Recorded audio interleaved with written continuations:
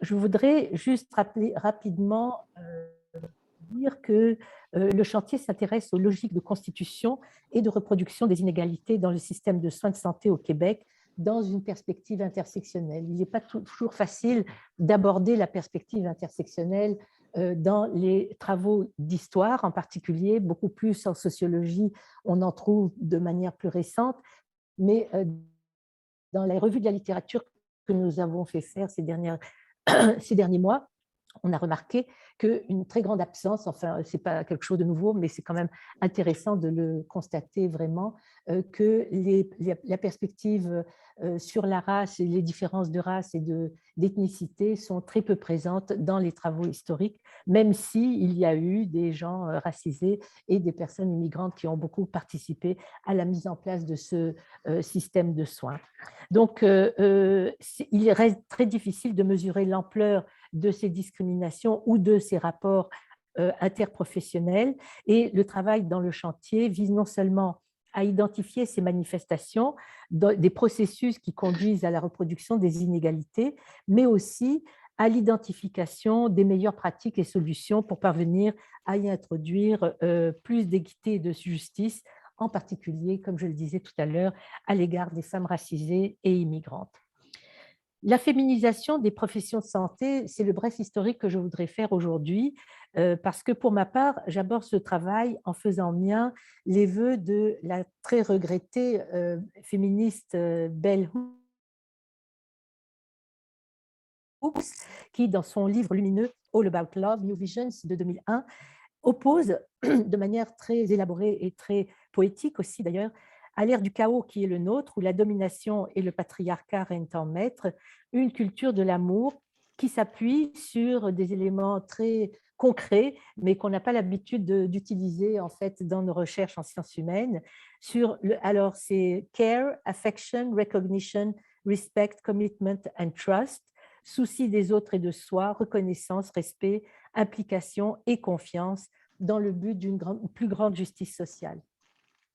Et donc, il est intéressant de voir que cette perspective éthique, qui fut aussi beaucoup celle que l'on retrouve dans les métiers du care et que j'aimerais faire mienne dans cette approche, a été en quelque sorte dénaturée ou prise en otage par deux grandes institutions dominantes au Québec durant tout le XXe siècle, l'Église et ses institutions hospitalières, puisque l'Église a été quand même un des vecteurs du système de santé, enfin un des piliers, ou en tout cas une des origines du système de santé tel qu'on le connaît, et l'État qui a repris de l'Église ces initiatives et qui les a transformées.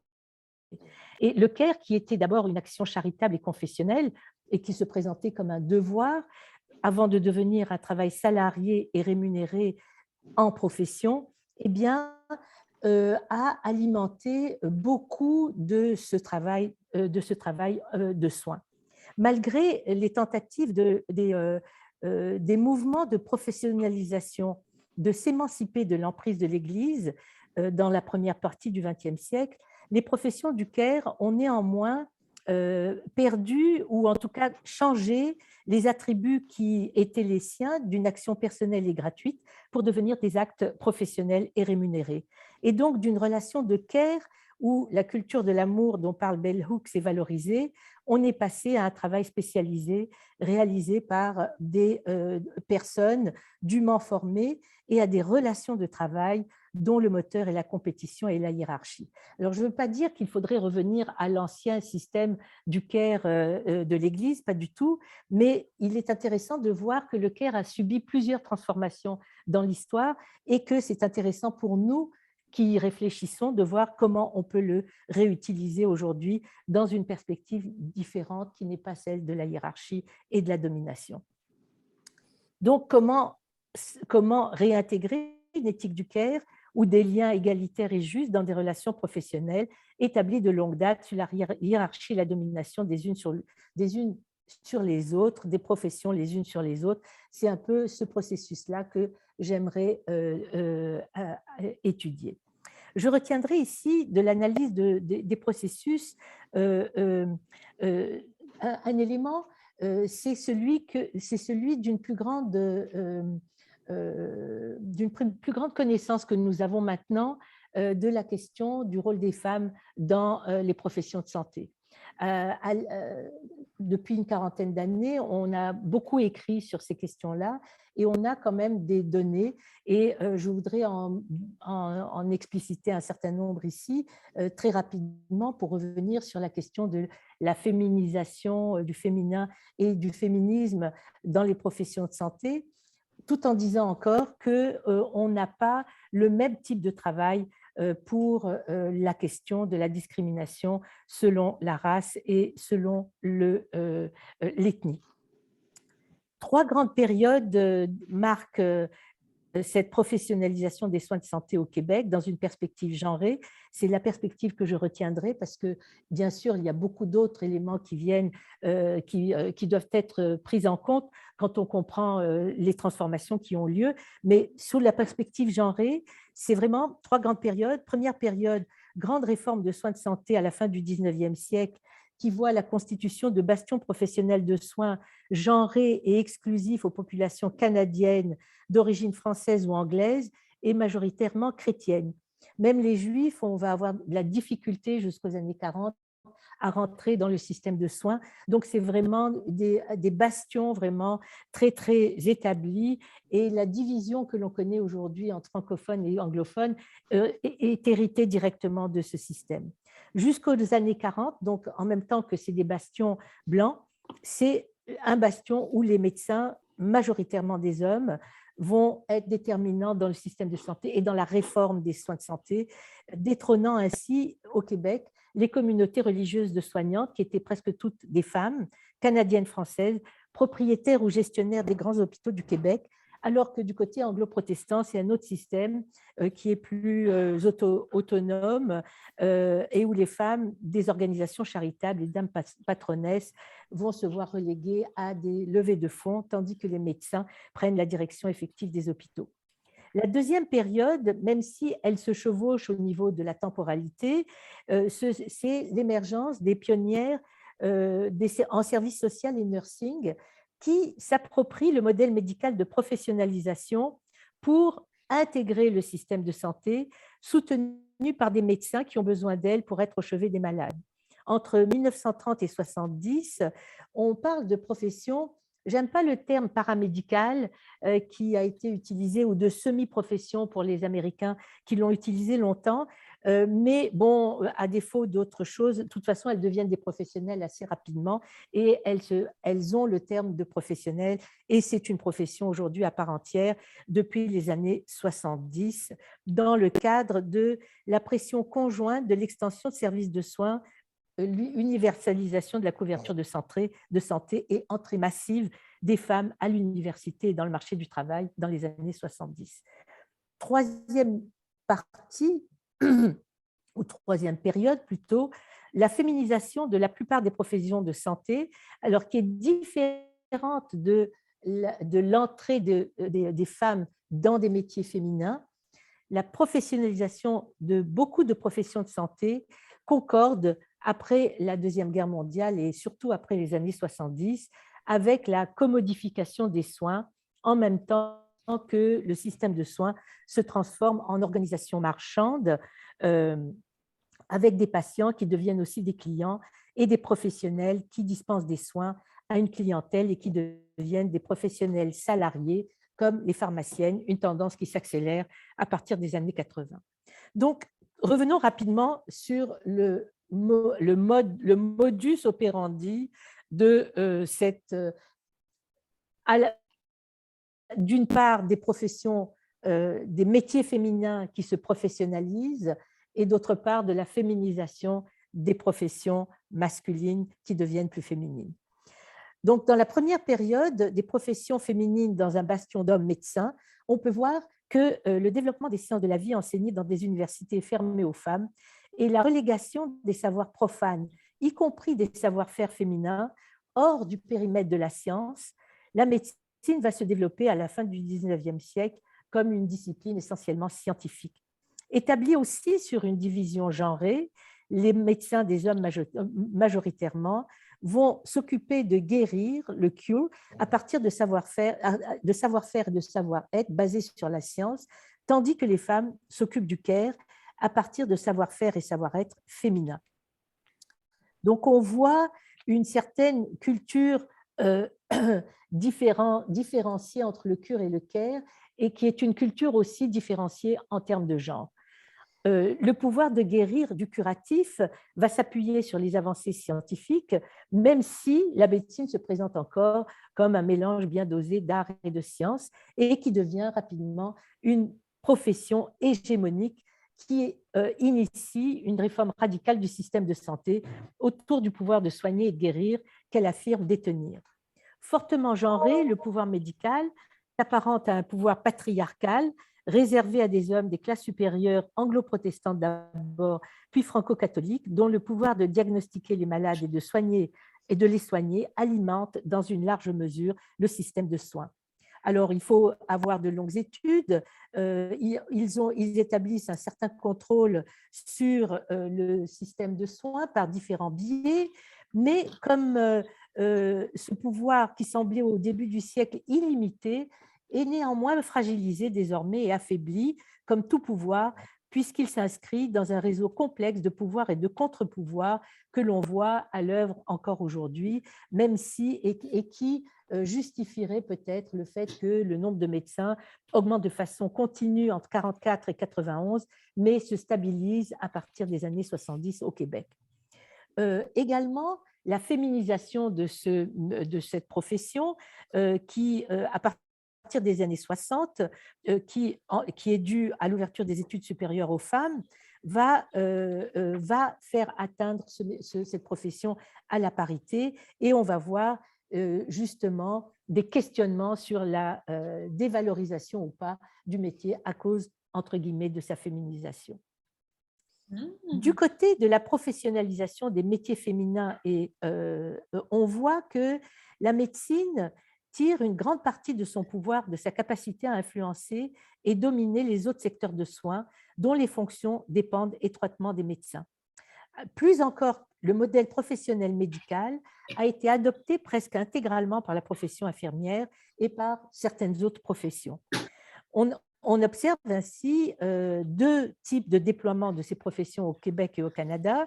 Et comme je vous le disais en entrée de jeu, il faut distinguer la féminisation d'une profession du métier féminin.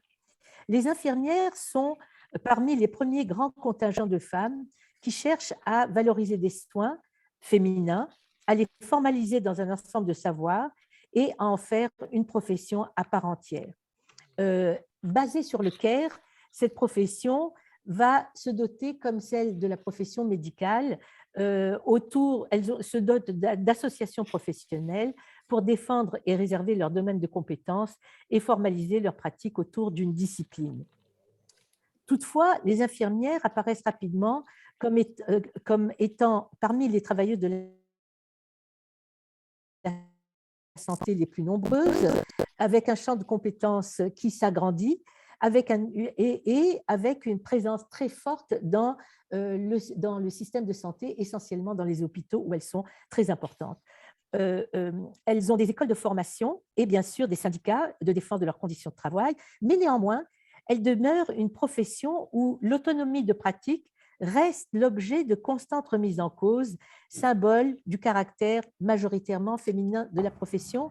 Ça reste évidemment la question à 10 000 $ que tout le monde aimerait comprendre et connaître. Du côté des professions paramédicales, elles suivent à peu près le même modèle que celui des infirmières. Les paramédicaux, que Julien Prudhomme qualifie de un personnel soignant qui n'est ni médecin ni infirmier, occupent différents types d'emplois qui comptent aujourd'hui plusieurs experts qui ont acquis un statut professionnel pour la plupart vers la moitié du XXe siècle, mais c'est surtout à partir des années 70 que leur spécificité et la prise en compte de leur expertise furent établies dans un cadre plus complexe. Couvertes par l'assurance maladie, elles restent séparées néanmoins des autres professionnels de santé et entre elles, existe une hiérarchie non dite et des fois dite au niveau des salaires, on le voit. Et dans les paramédicaux, il y a beaucoup de revendications, de reconnaissance. On le voit si on lit les journaux aujourd'hui. Chacune d'entre elles demande plus d'autonomie, plus de reconnaissance, plus d'argent, etc. La liste des paramédicaux est assez longue: acupuncture, audiologiste, chiro, ergo, kiné, masso, naturopathe, nutritionniste, ostéopathe, physio, podiatre, psychologue. Même les psychologues sont rentrés dans les paramédicaux, ce qui est assez étonnant, mais ils les incluent, et les travailleurs sociaux, les travailleuses sociales aussi. Et donc, sur le modèle des infirmières, on peut dire que les diététistes, les ergos et les travailleuses sociales principalement se sont d'abord développés comme des métiers féminins qui se sont professionnalisés, tandis que les psychologues, orthophonistes et quelques autres professions se sont plutôt féminisés avec l'afflux de femmes dans les professions du care. Et dans tous les cas, le care apparaît ici bien comme le dénominateur commun du travail et de l'expertise requise par ces professions. Alors, un premier facteur, deux grands facteurs peuvent expliquer ce processus parmi les nombreux facteurs, mais disons très rapidement, là aussi d'une perspective genrée, l'expansion de l'État-providence et l'ouverture du marché de l'emploi pour les femmes en santé est certainement un des grands moteurs de l'afflux de femmes dans les professions. Plusieurs changements vont être opérés dans le système de santé. On va voir même la création de CLSC qui vont happer d'une certaine manière le travail qui était fait par des groupes communautaires à l'intérieur d'un système qui est désormais inclus dans le système de santé, même s'il en est à la marge. Et il va y avoir un transfert là de ressources et de responsabilités très intéressantes qui va se faire justement et qui va être du métier féminin sous-payé et sous-reconnu la plupart du temps, même si jeter le note, on crée des emplois relativement bien payés pour des femmes, mais à l'intérieur d'une économie sociale qui reste sous-évaluée et sous-reconnue dans le système général. Enfin, la question qui reste entière, c'est la question de la féminisation des professions. Est-ce qu'elle marque vraiment une dégradation des conditions d'emploi et est-ce qu'elle marque la dévalorisation de ces professions? Là-dessus, beaucoup d'autrices hésitent à définir vraiment, à donner vraiment une explication définitive sur cette question. Une autrice, Kaku Obito, parle de la féminisation d'un métier ou d'une profession, désigne généralement l'augmentation du nombre des femmes dans une activité déterminée. Et bien sûr, on voit que elle hésite elle-même, et Joanne Collin, qui a beaucoup de la profession de pharmacie, elle aussi ne conclut pas vraiment, et elle dit que finalement, les deux concluent un peu à dire que la féminisation des professions est souvent l'objet de schémas d'interprétation antinomiques. Pour les unes, c'est un avancement, et pour d'autres, une nouvelle forme de reproduction des clivages entre les hommes et les femmes, selon la même logique d'infériorisation, féminisation étant étroitement associée à la dégradation et dévalorisation des professions. On sait aussi la position que Bourdieu avait sur la féminisation, qui pour lui était une baisse de statut, mais Joanne Collin conclut dans son étude sur les pharmaciennes que les praticiennes craignaient que elle souligne que, en fait, l'extrême fluidité des dynamiques professionnelles dans les sociétés industrielles avancées et des mutations réactivées par l'avancement technologique et scientifique entraînent finalement des mutations profondes, mais que les processus de féminisation aussi font partie de ces mutations et engendrent des transformations. Donc, on voit là que on n'arrive pas vraiment à conclure de façon vraiment définitive sur une quelconque de ces professions, même celle de pharmacie. Joanne Collin considère que c'est l'arrivée des grandes chaînes qui va changer le statut de pharmacie et qu'il va y avoir plus de femmes qui vont accepter ce type d'emploi parce que les horaires sont plus fixes pour elles et elles deviennent des employées avec des avantages sociaux, etc. Donc, elle ne conclut pas vraiment à cette dévalorisation due à la féminisation. Donc, en conclusion,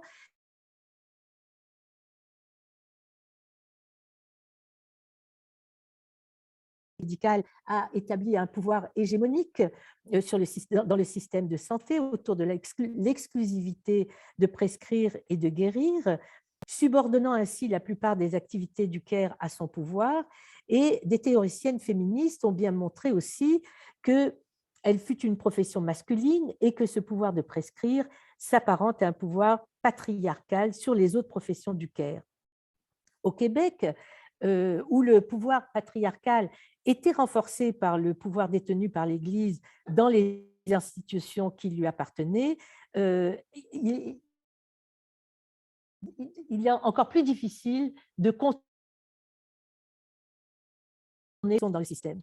Donc, malgré les multiples réformes des soins de santé jusqu'aux années 70-80, parce que je ne parle pas de la période plus contemporaine, Stéphanie va en parler plus tard, on voit que ça reste un des piliers et qu'il y a vraiment derrière toute une organisation qui, avec l'État-providence, a transformé certainement le travail de soins, mais pas de manière à ôter la question ou le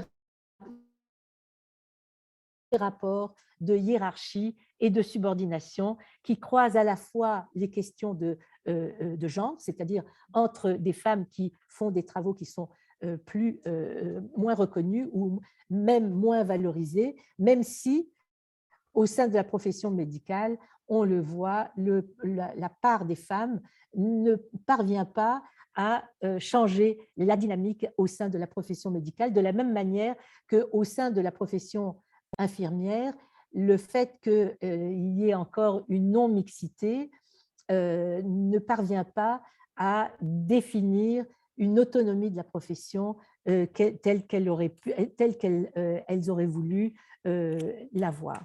Donc, en conclusion, rapidement, on voit que les inégalités se reproduisent sur 2-3 générations, le système de santé les entretient et que le combat pour l'égalité des genres en santé passe vraiment par la substitution d'une culture de la domination masculine blanche à une culture du care non genré.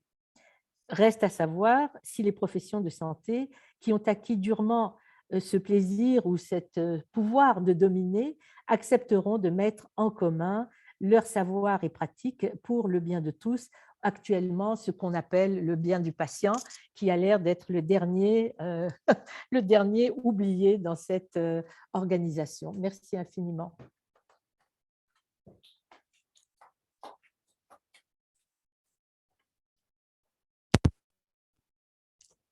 On se passe le...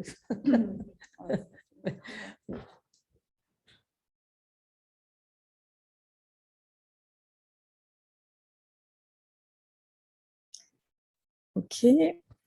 On prendra les questions après. Donc, comme vous avez probablement compris, nous sommes en chantier encore dans ce projet de recherche. Et donc, je vais tenter d'articuler un peu ma présentation, ma perspective à celle de Yolande, mais je vais l'aborder d'une façon très, très différente.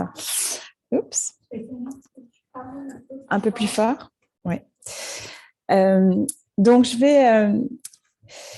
je suis une des héritières de la féminisation de la profession médicale, puisque j'ai fait des études de médecine au début des années 2000 en Suisse.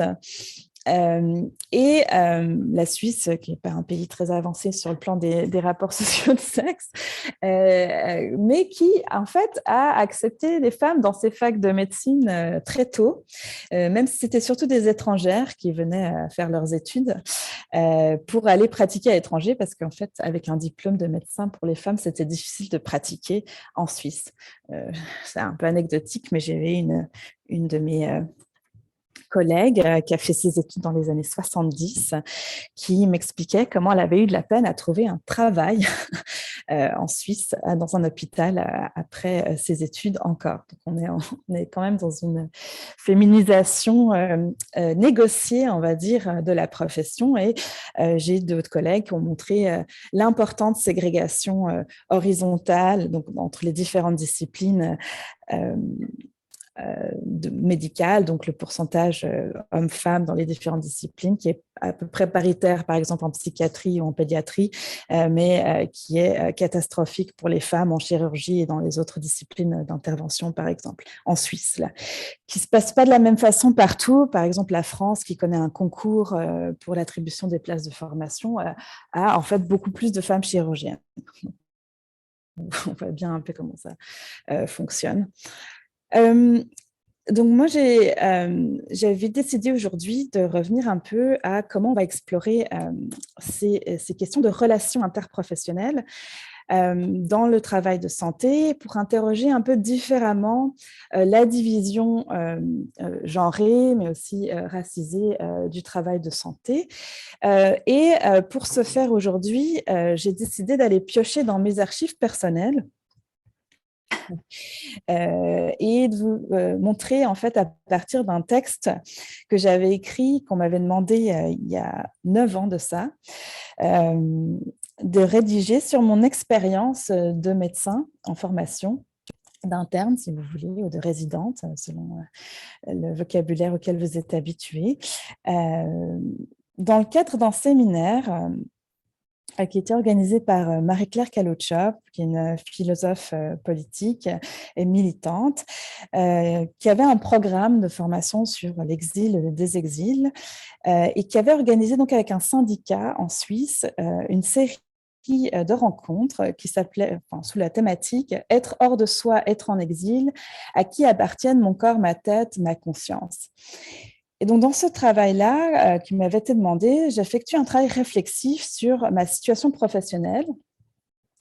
Et j'ai choisi de vous lire quelques-uns des extraits de ce texte pour illustrer, donc c'est un peu étrange, une espèce d'utilisation secondaire de mon texte comme d'une source primaire, si on veut, pour illustrer un peu la complexité de l'expérience des travailleurs de santé et des problèmes de loyauté et d'identité professionnelle qui surgissent, notamment quand on a une perspective politique et critique comme moi par rapport au travail de santé en général, aux relations de travail et aux rapports sociaux de sexe en particulier.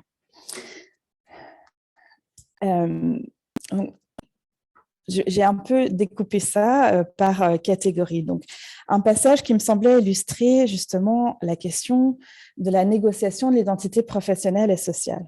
Donc, je me cite. La préparation de l'intervention s'est révélée moins évidente que je ne le pensais, parce que pour une fois, je n'avais pas de rôle à jouer. Je ne devais pas parler en tant que ni au nom d'eux. Et je dois avouer que c'est la première fois que je fais une communication publique sans exigence d'incarner une voix particulière. Médecin de formation, ce statut confère un certain privilège social ainsi qu'un pouvoir réel et symbolique. Médecin me fait devoir m'incorporer à la profession et transforme forcément mon discours, à la fois en me pensant comme membre de ce corps professionnel et en étant pensé par un public comme produisant un discours médical. Ayant décidé il y a quelques années de me lancer dans une thèse en histoire de la santé, je suis également devenue une chercheuse en sciences humaines avec une nouvelle position produisant un autre champ d'expertise. Donc, je passe un petit bout. Il me faut donc reconnaître que cette façon d'intervenir dans un rôle bien particulier défini par le groupe dont j'étais représentante, porte-parole ou simple membre, induit un certain cloisonnement entre ces fonctions. Ce qui, évidemment, là c'est moi qui commente, complique de penser justement les relations entre les différents groupes, et je vais m'expliquer avec quelques autres éléments. Donc, une deuxième citation qui traite un problème récurrent dans les rapports de pouvoir et la division du travail en santé, qui est celui de l'expertise. J'avais ainsi pensé aborder la question de l'appropriation de nos têtes, de nos corps et de nos consciences par celle de la santé mentale. Mais ne voulant pas mobiliser une autorité quelconque, j'y ai renoncé. Pour décrire ma situation, je préfère utiliser le terme de profession pour décrire mon état d'appartenance à un groupe, une corporation, car cela me semble être plus large que le terme de travail, qui permet de mettre l'accent sur les rapports de travail, mais moins sur les aspects symboliques et culturels, comme dans le cas de la profession médicale, et sur le fait que notre identité sociale ne nous appartient pas dans une large mesure. Ma posture critique à l'égard du rôle et de l'attitude de mes pairs, médecins ou chercheurs, ne suffit pas à me sortir des privilèges que me confèrent ces statuts. Comment avoir un discours qui n'est pas qu'une portée individuelle, qui ne soit pas juste le mien, mais qui puisse tendre à une dimension collective sans être de l'ordre du diagnostic, de l'expertise. J'ai donc finalement décidé de vous faire le récit de mon exercice d'autoréflexion sur la façon dont ces problèmes se posent dans mon expérience professionnelle, sur comment ces désappropriations, réappropriations s'y manifestent ou non. Et l'un des aspects qui, pour moi, nourrit l'entreprise scientifique que j'aimerais développer dans ce projet. Et donc, comme je l'ai déjà mentionné, la question des appartenances, des loyautés, des solidarités. Donc, dans cet autre passage, justement, alors, je voudrais par cet exercice souligner des effets d'appartenance à des groupes sociaux, notamment parmi ceux que l'on met moins souvent en avant dans ce genre de discussions politiquement critiques, comme les milieux institutionnels, lieux de travail, associations, corporations, etc., à l'inverse d'autres groupes plus communément pensés, sexe, classe sociale, race. Car dans chaque lieu où l'on travaille, où l'on milite, où l'on agit, se nouent des relations sociales, des liens produisant des loyautés, des sentiments d'appartenance multiples qui nous constituent. Cette multiplicité est source de contradictions que nous portons individuellement. Elle nous oblige à la renégocier dans chacun de ces lieux où nous existons, où nous agissons. Dans mon activité médicale, même en marquant le moins possible mon identité de médecin, visuellement notamment par l'absence de blouse blanche, et en tentant d'établir une relation qui correspond le plus possible à mes valeurs d'égalité et de solidarité, je reste toujours le médecin. Je suis l'institution. Quoi que je fasse, malgré une position critique, malgré des actes et une façon de travailler ou d'agir différentes, voire marginales. On se retrouve donc dans une situation paradoxale où l'institution, sa hiérarchie notamment, mais pas exclusivement, cherche à nous blâmer, à nous punir, nous censurer, voire à nous exclure pour nos pratiques critiques, tout en apparaissant toujours comme l'une de ses membres, en l'incarnant aux yeux des usagères et des collègues. Et je me demandais dans cette réflexion, du coup, les limites, les possibilités qu'il existait de développer des solidarités justement interprofessionnelles. Ce qui rend la situation encore plus difficile, c'est la question des solidarités et des alliances sur le lieu de travail. Avec une grande naïveté, j'avais pensé qu'il était possible de créer des solidarités quasi objectives entre certaines personnes. Féministe, je pensais par exemple qu'il serait possible de surmonter la hiérarchie hospitalière entre médecins et non-médecins pour créer des alliances entre femmes, notamment infirmières et médecins. Et je tentais au moins de traiter mes collègues de façon plus égalitaire en essayant de ne pas reproduire le système hiérarchisé. Mais de fait, ce n'est pas possible individuellement. Quand je peux établir une forme d'alliance avec une équipe infirmière, cela ne fonctionne pas comme lien de solidarité. Car malgré ma bonne volonté et mes positions individuelles, dans une institution, je ne peux pas faire partie d'un autre groupe que celui auquel je suis assignée par mon poste. Les non-médecins, à raison, ne sont pas dupes. Je suis donc, dans ce contexte, la proie d'une double exclusion par le personnel non médical et par ma corporation qui me reproche de ne pas jouer le jeu. Donc, dans cet espace-là, quelle est la marge d'autonomie des salariés ? Les petits écarts à la norme suffisent à nous pénaliser comme salariés. Face à ce système normatif, comment peut-on se réapproprier soi-même dans son activité même sans attendre la révolution? Et quelle légitimité ont nos critiques sur les institutions dans lesquelles on travaille? Dans un hôpital, quel statut ont mes propos? Comment je mets ensemble les dures critiques que j'exprime contre le système hiérarchique hospitalier et sa division sexuée du travail et le fait que je les reproduis chaque jour dans mon activité? Car ce n'est pas moi qui définis les procédures de l'institution et les tâches que je dois effectuer. Je dois remplir les formulaires qui me sont demandés, recueillir des informations sur les patients et les consigner, même si je les trouve non pertinentes.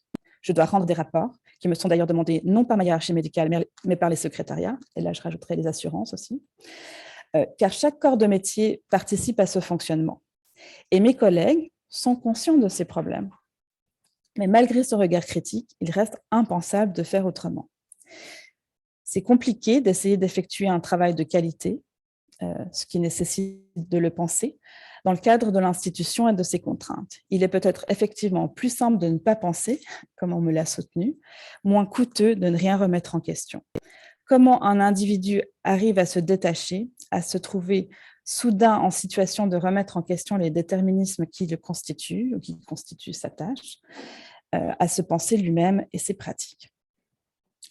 Donc, j'ai choisi certains de ces passages qui s'inscrivaient dans une démarche évidemment plus réflexive, militante sur comment, finalement d'un point de vue syndical, on peut avoir prise sur son travail et ses tâches pour plusieurs raisons. D'abord, pour rappeler que dans la hiérarchie des soins de santé, on a tendance à penser les médecins en position de domination, mais je voudrais juste rappeler que la plupart des médecins qu'on rencontre sont en formation dans les hôpitaux et sont en fait pas en position hiérarchique, ni des fois dans l'organisation des soins, ni dans l'organisation institutionnelle, juste pour rappel. Donc, en plus donc, de ces questions de définition des professions, de division des tâches de soins, je voulais amener ces réflexions sur la marge de manœuvre qui était la mienne dans cette situation professionnelle pour illustrer la façon dont l'expérience de travail dans les institutions de santé est marquée par des logiques identitaires professionnelles significatives, créées principalement par des hiérarchies institutionnelles fortes et renforcées par les statuts sociaux et culturels des différentes professions qui déterminent de façon importante le mode d'entrée en relation avec les usagères, mais aussi avec les collègues. Donc, l'angle offert par l'étude des résistances et des pratiques critiques éclaire notamment ces logiques, et il montre les obstacles à penser l'organisation de la santé comme un tout et à imaginer des transformations qui toucheraient à la division du travail de santé. Face à ces classifications des professions, nombre de recherches et de mouvements professionnels se sont donnés pour tâche de contester la hiérarchie en montrant, d'une part, la façon dont elle est le produit de rapports de pouvoir, appropriation du savoir des autres, législation réservant le droit exclusif d'exercer certaines tâches à certaines professions, inégalité de salaire, inégalité des conditions de travail entre professions, etc. Et d'autre part, elles ont tenté de contester cette hiérarchie en montrant la valeur essentielle et sous-estimée des tâches déléguées par les professions en position hiérarchique. On a démonstration du travail de care, de sa valeur, légitimation de ces professions, par une académisation même de certaines de ces professions, et par une production de savoir s'inscrivant dans les normes scientifiques dominantes. Parce qu'on mentionnait avant comme le modèle médical finalement de légitimation des professions et des savoirs de ces professions non médicales. Et les travaux féministes sur le travail de santé ont ainsi souvent eu pour centre d'intérêt la division sexuée de ce travail, la féminisation des professions et la médicalisation, parfois synonyme de masculinisation. Je pense notamment à la question de la grossesse et des soins obstétriques et l'idée de l'appropriation du travail des sages-femmes, par exemple, par les médecins. Et entre critique de la hiérarchie de genre et valorisation des tâches laissées aux femmes, le propos s'est finalement peu intéressé à repenser radicalement le travail de santé, c'est-à-dire non seulement sans prendre pour naturel ou inévitable sa division et son organisation hiérarchisée, mais en contestant la logique professionnelle actuelle et en imaginant des soins de santé véritablement accessibles, efficaces et démocratiques. Donc, je vais passer à ce qu'on imagine comme projet plus concrètement. Donc, dans ce projet, nous souhaiterions penser les relations interprofessionnelles au-delà des expériences individuelles et collectives de discrimination, et même au-delà des inégalités contemporaines de santé, pour saisir plus profondément comment nos systèmes de santé actuels, malgré le développement de savoirs et de techniques de pointe, efficaces, avancées, disons, du point de vue de la santé, s'ancrent toujours plus dans des processus de spécialisation et de division entre professions, et que ces processus portent en eux des logiques conflictuelles et excluantes. Donc, pour explorer ces relations, dans une perspective intersectionnelle, nous proposons d'examiner les modes de constitution des professions de santé et les tensions qui les traversent à plusieurs niveaux. À discuter d'ailleurs exactement comment passer, disons, du projet aux actes pour explorer tous ces niveaux, mais le premier niveau est celui des institutions politiques. Quel est l'encadrement légal des professions et organisations du système de santé par les politiques publiques? On pourrait aussi inscrire ici la question du financement des soins. Le deuxième niveau est celui des institutions sanitaires, comment les soins s'organisent, quelles sont les hiérarchies institutionnelles sur les lieux de soins. Donc à la fois les hôpitaux, mais les centres communautaires, etc. Un troisième niveau est celui des institutions professionnelles, conditions d'entrée dans les professions, histoire des revendications professionnelles, associations professionnelles et syndicats en particulier. Et le quatrième niveau, qui est plus celui que j'essayais de vous faire sentir avec mes extraits, qui est celui des expériences professionnelles. On souhaite donc faire des entretiens individuels et de groupe avec des personnes de certaines professions de santé sur leur expérience de travail de santé et les changements qui sont survenus au cours de leur carrière. Donc, l'examen de ces niveaux se fera dans un premier temps de façon exploratoire. On va aller chercher un peu comment rassembler tout ça.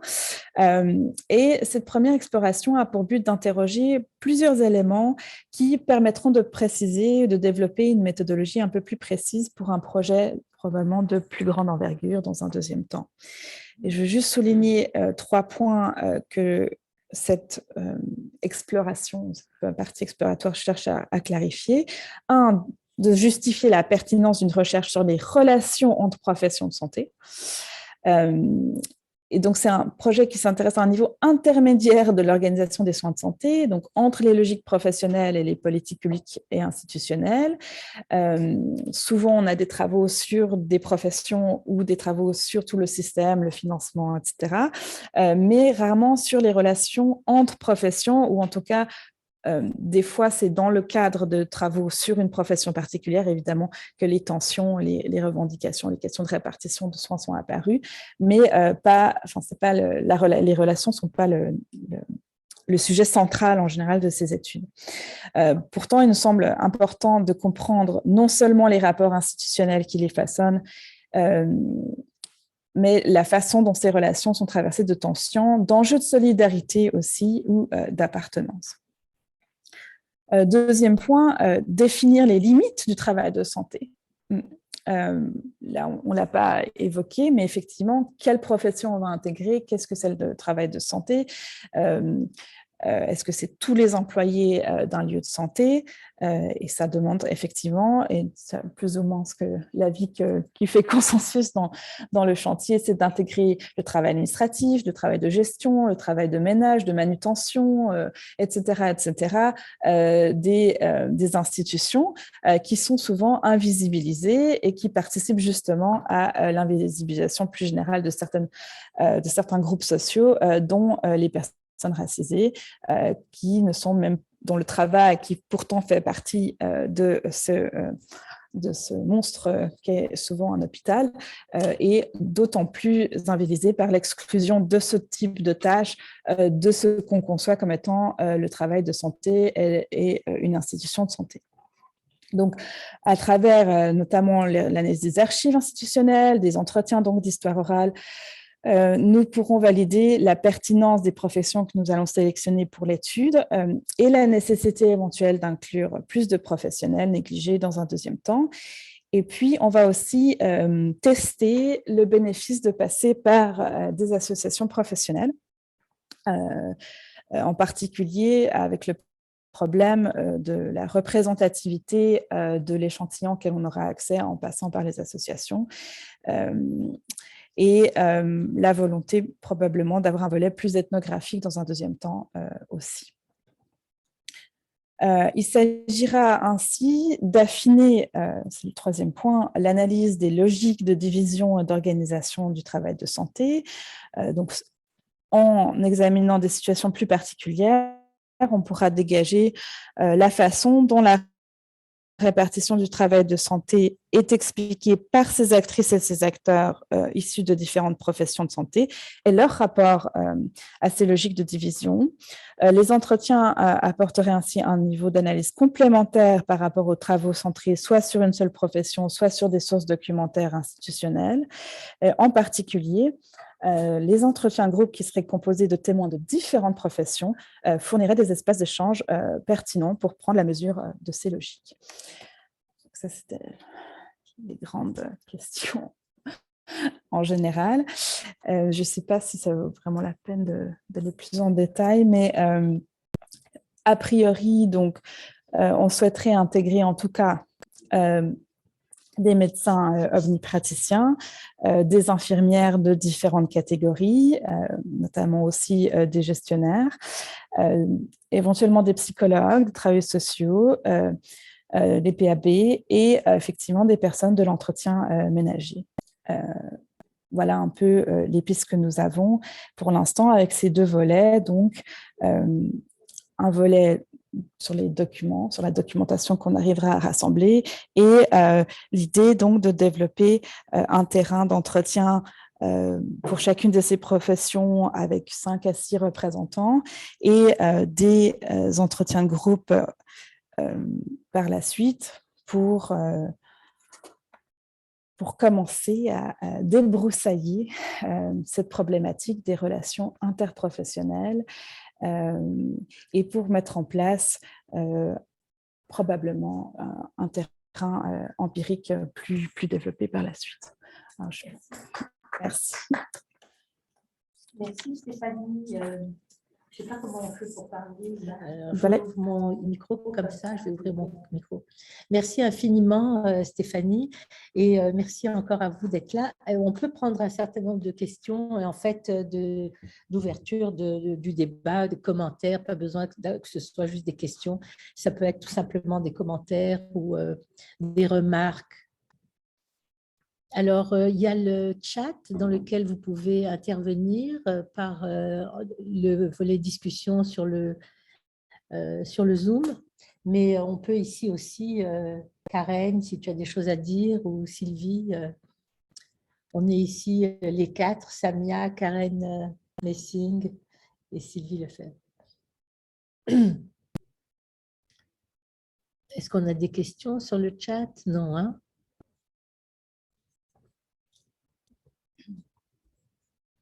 Donc, on a présenté un peu rapidement, mais... J'ai une question pour toi. Oui. Malheureusement, je ne pouvais pas entendre Stéphanie. Mais pour toi, tu as donné une historique où je n'ai pas entendu parler de gestionnaire. Et pourtant, j'avais toujours compris, et je n'ai pas étudié ça, qu'il y avait toujours des batailles serrées dans des hôpitaux, par exemple, entre les gestionnaires et les médecins. Et j'ai moi-même observé un genre de démarcation de terrain, mais qui est un peu flou. Et aussi, je peux complexifier l'affaire. Il y a des gestionnaires des hôpitaux, mais il y a des gestionnaires du ministère qui gèrent à la fois les personnes gérées par les gestionnaires d'hôpitaux et l'appareil médical. Et comment tu vois tout ça là? Mais c'est une très bonne question. En fait, jusqu'à la laïcisation des hôpitaux au Québec dans les années 70, la plupart des grands hôpitaux du Québec étaient gérés par des communautés religieuses de soignantes qui avaient le rôle de gestionnaire, par exemple, à l'hôpital Notre-Dame, les sœurs grises étaient engagées, parce que c'était un hôpital laïque depuis le début, depuis la création en 1920 de sa création. Elles ont été engagées, elles n'étaient pas des fondatrices de l'hôpital, elles étaient engagées par l'hôpital, qui était une fondation indépendante, pour faire la gestion de l'hôpital. Et donc, elles se retrouvaient à la fois à être des gestionnaires et celles qui fournissaient les services de soins infirmiers, puisqu'elles étaient aussi des sœurs qui... donc, à l'intérieur de cette hiérarchie des sœurs grises, il y avait les gestionnaires, et c'est comme ça qu'elles sont allées se former, à obtenir des doctorats en gestion ou des doctorats en sciences infirmières aux États-Unis, parce qu'ici, il n'y en avait pas. Donc, jusqu'aux années 40, 50, 60, on a vraiment des hôpitaux. L'Hôtel-Dieu était la propriété des sœurs hospitalières de Saint-Joseph. C'était elles qui géraient. Le conseil médical avait des liens avec eux. Elles étaient donc tout le temps en contrôle, puisqu'elles étaient les propriétaires. Il a fallu vraiment une bataille à finir. Et donc, à l'intérieur de ce système, les conflits de compétences et de champs d'expertise et de champs d'intervention entre, d'un côté, les hospitalières propriétaires de l'hôpital, hospitalières infirmières qui fournissaient la moitié ou les trois quarts des effectifs infirmiers, donc y compris la direction des soins infirmiers, et le conseil médical qui était juste appointé à l'intérieur du système, étaient des conflits de compétences très importants. Donc, en effet, cette question-là, et ce que a soulevé Stéphanie, jusqu'aux années 60-70, on peut dire que le pouvoir médical était contraint par, d'un côté, les gestionnaires, qu'ils n'étaient pas. Ils essayaient de prendre la gestion de l'hôpital, mais ils ne pouvaient pas. Et avec la grande réforme des soins infirmiers des années 70 et la laïcisation des hôpitaux, ben là, ils sont devenus effectivement, non pas les propriétaires ni les gestionnaires, mais ils sont devenus un des instruments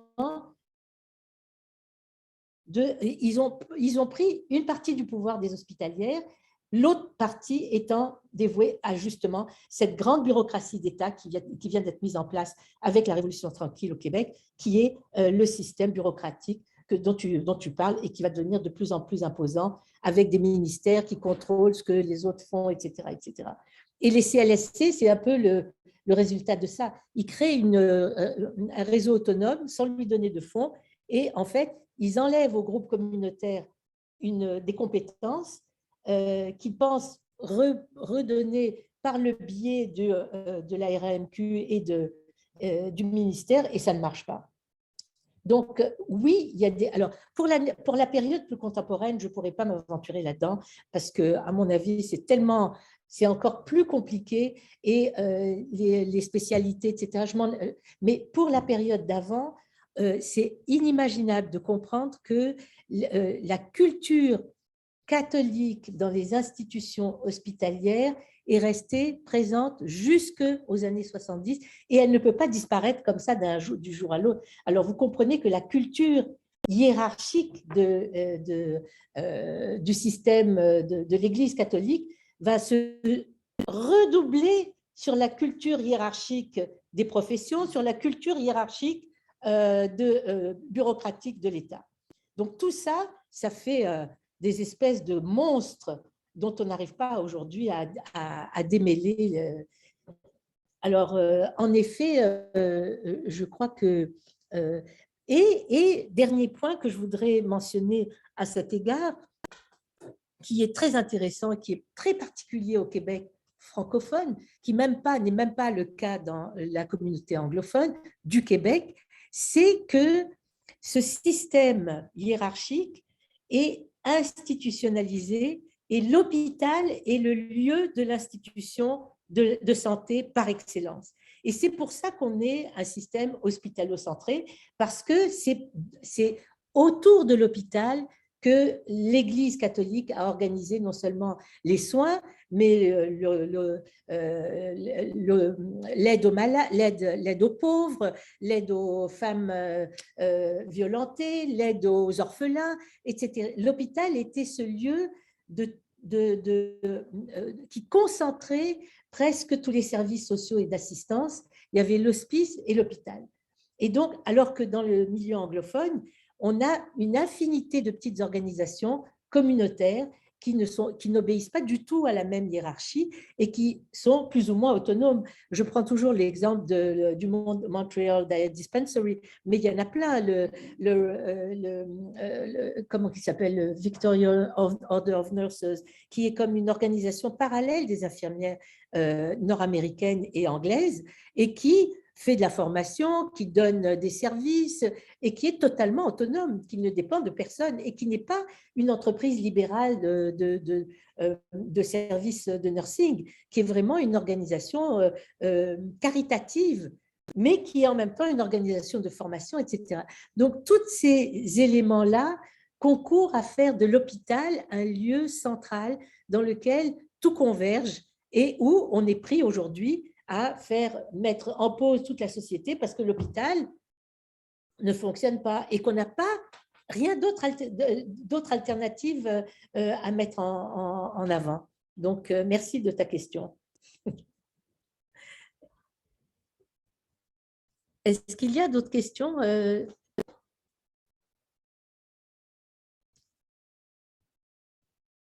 Je regarde le chat, mais je suis sûre qu'il y a beaucoup de monde qui a des questions. C'est vrai parce que on a voilà, on a quelqu'un ici, Manon. Oui. En effet, c'est vraiment passionnant de voir comment ça opère.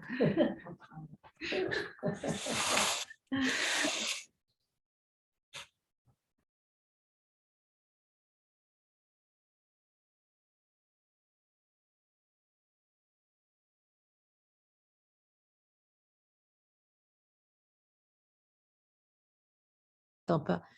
Allez-y, Sandra. Merci beaucoup d'intervenir et merci de nous avoir rejoints. Désolée de vous avoir...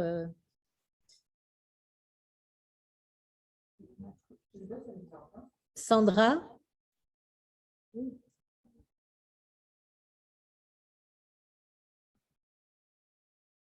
Sandra? Est-ce que ça va? Vous pouvez parler?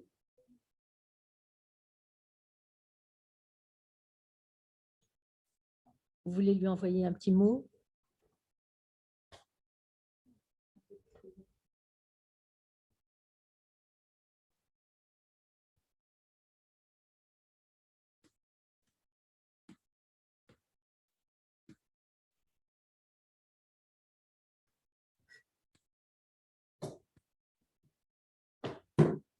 Non?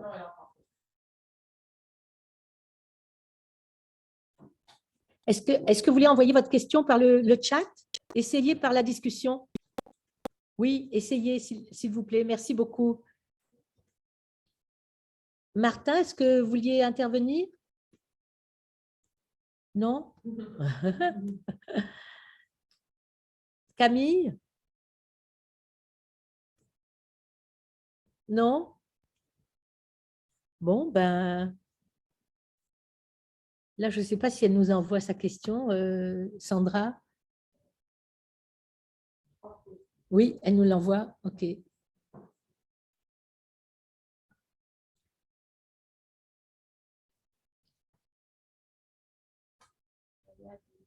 Alors, je donne aussi l'information qui est sur le chat de la part des orthophonistes et audiologistes de GARDCA, groupe d'action antiraciste en orthophonie et audiologie, qui supporte notre projet et nous sommes ouverts à collaborer avec vous. On doit quitter la rencontre. Alex Letourneau. Formidable. Et donc... Ah, elle voulait se présenter, Sandra. Mais allez-y allez-y dans la discussion. Tout le monde a accès à la discussion. Merci, Sandra, de vous présenter. C'est une très bonne idée. en attendant, est-ce qu'il y a d'autres choses? Est-ce qu'on peut revenir peut-être, parce que les intervenants dont vous parliez, c'est des gens qui sont spécialisés en gynécologie ou bien, oui, Gynécologie obstétrique. OK. Donc, il y aurait les sages-femmes, des infirmières, assistantes sociales, omnipatriciens. Empirina, gynécologue obstétricien. Ce sont les ordres professionnels. Et il y a aussi les associations, mais on a aussi tous les mouvements, pas tous les mouvements, mais certains groupes communautaires. De sages-femmes? Ben, il y a regroupement. Le regroupement des sages-femmes, oui. Mais les charges plus spécifiquement, réseau d'action pour les femmes en situation de handicap, réseau des femmes immigrées et racisées qui vont défendre aussi les intérêts de leurs membres. Parce qu'en fait, on l'a appelé sous le terme chapeau de soins irrespectueux. Donc, l'objectif est de documenter l'état des soins irrespectueux au Québec, mais de réfléchir aux pratiques, ce qui implique nécessairement de mieux travailler ensemble. Donc, la question du patient, en fait, qui est souvent la patiente, oubliée, aussi, qui est la négligée, c'est le focus un peu du projet. Oui, très bien, très bien. Audrey a un projet un peu dans... Du sujet, déjà, c'est comment je voyais les articulations et intérêts autour de pourquoi on est à la table, pourquoi on n'y est pas, que je trouvais intéressant. Et donc, tout à fait. J'en apprends de vous et donc je pense que ça pourrait être intéressant. Non, c'est très bien, très bien, très. Oui, tout à fait. Je trouve que ce serait vraiment une bonne idée. Alors la question, non, Sandra, on n'a pas votre présentation dans le chat. Est-ce que vous l'avez mise?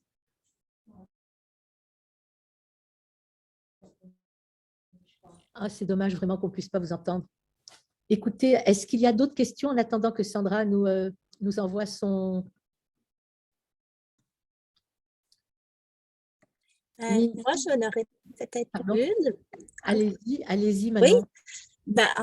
C'est une réflexion qui me vient comme ça, c'est que avec la professionnalisation, on a vu aussi apparaître des programmes universitaires.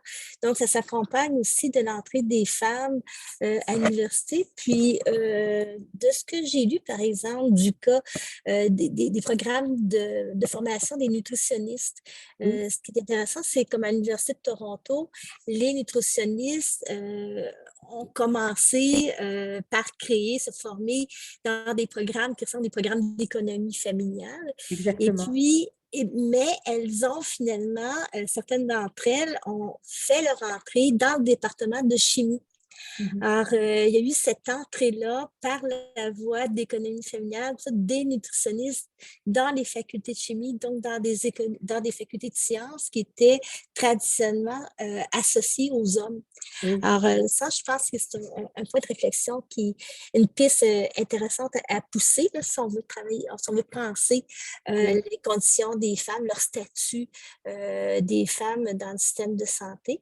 Puis, je ne sais pas si c'est une coïncidence, mais curieusement, le programme de sage-femme à l'UQTR, lorsqu'il a été formé, il a été rattaché au programme de chimie aussi. Ah oui. C'est ça, c'était le département de chimie qui recevait... En médecine, de toute façon, parce que les sages-femmes ne pouvaient être formées dans une université où il y avait une faculté de médecine. Là, mais à l'UQTR, l'UQTR est le lieu de la faculté de médecine de l'Université de Montréal. Ils ont une branche à l'UQTR et le problème, c'est que la faculté de médecine de l'Université de Montréal a refusé presque toutes les autres affiliations. Diététique, ils ne voulaient pas les prendre, donc ils ont été dans un groupe séparé. Nutrition, ils sont restés aussi séparés. Et c'est des fois dans l'administration de la santé et dépendant des universités et des ouvertures par exemple, encore aujourd'hui, même si la faculté des sciences infirmières de l'Université de Montréal existe depuis 50 ans, eh bien, elle est toujours sur le point d'être annexés à la grande faculté des sciences, arts et sciences de l'Université de Montréal. Et c'est toujours des bagarres infinies, encore aujourd'hui. Donc, oui, c'est des formations qui ne sont pas uniformes, qui dépendent des différents milieux universitaires et des rapports de force vraiment à l'intérieur non seulement des universités, mais entre les différentes professions. Alors oui, bien sûr, tous les accès aux formations sont l'objet de batailles très importantes. L'Office des professions, par exemple, va définir aussi le nombre de postes qui peuvent être attribués. Donc, c'est à l'entrée et à la sortie que les batailles se font. Oui, c'est vraiment, et c'est complexe, parce que tout le monde a son mot à dire. Ouais, il y a des rapports de dépendance, mais aussi ce que je vais mettre en avant aussi, c'est qu'il y a aussi, comme dans le cas de l'Université de Toronto, puis je pense aussi que c'est le cas de l'Université Laval, les femmes se sont engagées dans des sciences, dans des champs scientifiques comme la chimie. Et on a vu de plus en plus de femmes devenir biochimistes. Alors, c'est aussi intéressant. C'est pas juste une question de dépendance des départements de sciences, mais cette capacité-là à les investir aussi. Absolument, à sa place. Oui, oui, tout à fait. Merci beaucoup Manon. Alors là, j'ai Catherine Fontaine qui pose une question. La question des relations interprofessionnelles externes à l'hôpital, mais en relation avec celle-ci, sera-t-elle traitée? Par exemple, je pense aux intervenantes communautaires, aux pères aidantes, etc. Oui, ben oui.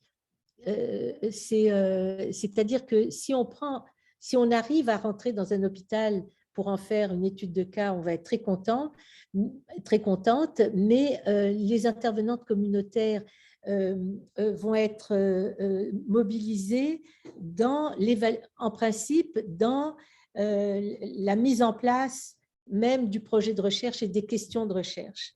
Donc, en fait, nos prochaines réunions, y compris celle-là, nous servent à la fois avancer dans le projet, mais aussi à définir les grands axes avec les personnes qui travaillent avec nous, mais aussi qui participent à nos rencontres. Alors, donc, c'est pour ça que ces rencontres sont bien importantes et en principe, on a des contacts avec différents groupes communautaires pour les inclure dans la définition des questions de recherche. Et les pères aidantes, là, c'est vraiment plus complexe parce que comment les recruter, c'est souvent des aidants familiales ou… Il y a des associations. Il y a des associations, oui, par les associations, en fait. Il y a des systèmes de reconnaissance qui fait que peut-être on pourrait avoir un accès, mais… Oui, oui. Le comité d'éthique. Comité d'éthique. C'est le comité d'éthique qui risque de nous coincer. Est-ce que vous avez d'autres questions, remarques, commentaires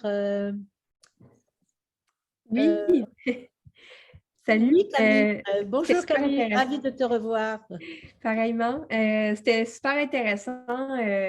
Puis c'est sûr que je vais suivre les activités du chantier avec intérêt. Puis je serais super intéressée à y participer. Oui, tu es déjà sur notre liste d'invités, de conférencières. Puis je ne sais pas quelle période vous alliez cibler, mais en fait, pour ma thèse, je fais des entrevues avec des travailleuses de la santé qui ont vécu le tournant néolibéral de l'État québécois, de l'intérieur.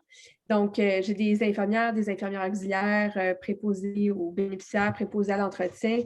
Donc, les entrevues que je fais avec elles, c'est surtout sur la période 1980. Mais si jamais vous seriez intéressé à avoir des contacts, là, j'avais fait des liens avec des infirmières originaires des Caraïbes, puis une infirmière philippine aussi, là, qui avait été impliquée dans l'association des infirmières philippines, là, qui l'avait cofondée. Donc, on pourra discuter si jamais vous auriez besoin de mise en contact pour des entrevues. Puis même, j'ai eu d'autres contacts aussi que je n'ai pas pu prendre en entrevue parce que j'ai un nombre limité à faire, mais on pourra en discuter. Là. Je pense qu'il y a vraiment beaucoup de potentiel avec ces sources orales. Ah ben oui, c'est formidable. Merci beaucoup de cette proposition et c'est sûr qu'on va l'utiliser parce qu'en effet, on est à cette étape-là. Alors oui, et on va vous revenir de toute façon, Camille, pour vous inviter. à notre prochaine rencontre. Merci beaucoup d'être là, en tout cas. Ben, ça fait plaisir. Merci, Camille. Alors, je vais aussi vous lire le mot que Sandra Winter nous adresse. Elle est retraitée du réseau du MSS M3S depuis 38 ans, plusieurs réformes.